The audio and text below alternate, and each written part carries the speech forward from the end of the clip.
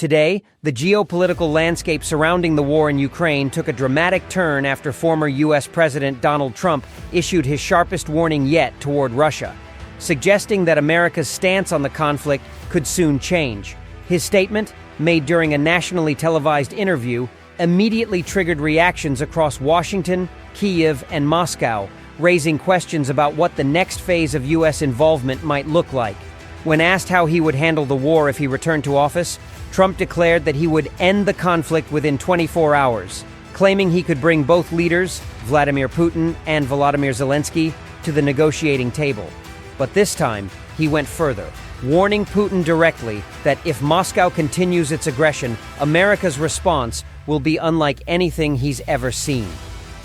The comments sent shockwaves through diplomatic circles. For months, Russian media had portrayed Trump as a potential political ally who might favor a peace deal by reducing aid to Ukraine. However, this new tone, part warning, part challenge, has unsettled that narrative. Kremlin spokespersons responded within hours, calling Trump's words emotional and dangerous, while analysts debated whether the statement signals real intent or political theater aimed at American voters. Behind the headlines, however, the implications are serious. Trump's remarks come as the United States reassesses its long-term support strategy for Ukraine, balancing domestic political divisions with the realities of a drawn-out war. Within the Pentagon, new intelligence reports warn that Russia's defense industry has ramped up arms production to levels unseen since the Soviet era, producing thousands of drones, missiles, and artillery shells every month. In that context, Trump's message may serve two purposes: to project strength abroad while hinting that Washington could pivot to a more aggressive deterrence posture if Moscow escalates further. The ambiguity is intentional, creating both uncertainty and leverage. According to sources close to U.S. defense circles, several of Trump's advisors have privately floated the idea of linking future negotiations to hard security guarantees for Ukraine, including permanent air defense coverage, long-range deterrence systems, and possibly expanded NATO integration under a different label. Such measures would reshape the balance of power in Eastern Europe and could force Russia to rethink its strategy entirely. In Moscow, political commentators reacted cautiously. Some dismissed Trump's words as campaign rhetoric. Others, however, pointed to his record. Despite his unpredictable diplomacy, Trump authorized lethal aid to Ukraine in 2017, including Javelin missiles, breaking a long-standing hesitation in U.S. policy at the time. That precedent, they argue, suggests that under pressure, his administration could act decisively. Meanwhile, in Kyiv, Trump's statement has been met with cautious optimism. Ukrainian officials have long hoped that bipartisan support in Washington would hold, regardless of who sits in the Oval Office. Still, they understand that the tone of American involvement could shift, not necessarily reducing support, but reshaping how it is delivered.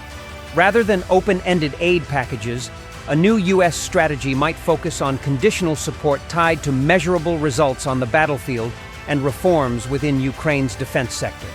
Military analysts believe that if such a Trump doctrine emerges, it would combine hard deterrence with rapid diplomacy, pressuring Russia militarily while offering a narrow window for negotiation.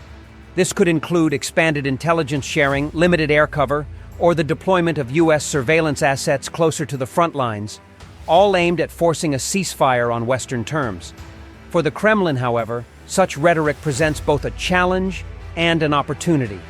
On one hand, a more unpredictable Washington increases uncertainty, the one thing Moscow's military planners fear most. On the other, Russian officials might use Trump's words to rally domestic support, portraying him as proof of U.S. hostility. In Europe, reactions were mixed. NATO members like Poland and the Baltic states welcomed the tough language, saying it reinforces deterrence. Meanwhile, some Western European capitals expressed concern that renewed U.S.-Russia confrontation could derail diplomatic efforts and further polarize the alliance. Behind closed doors, U.S. intelligence continues monitoring how Moscow interprets these signals. Recent satellite and cyber data show Russian forces reinforcing defensive positions across Belgorod, Kursk, and Bryansk, anticipating potential Ukrainian long-range strikes, a sign that the Kremlin remains wary of Western involvement intensifying. Economically, Trump's remarks also had ripple effects.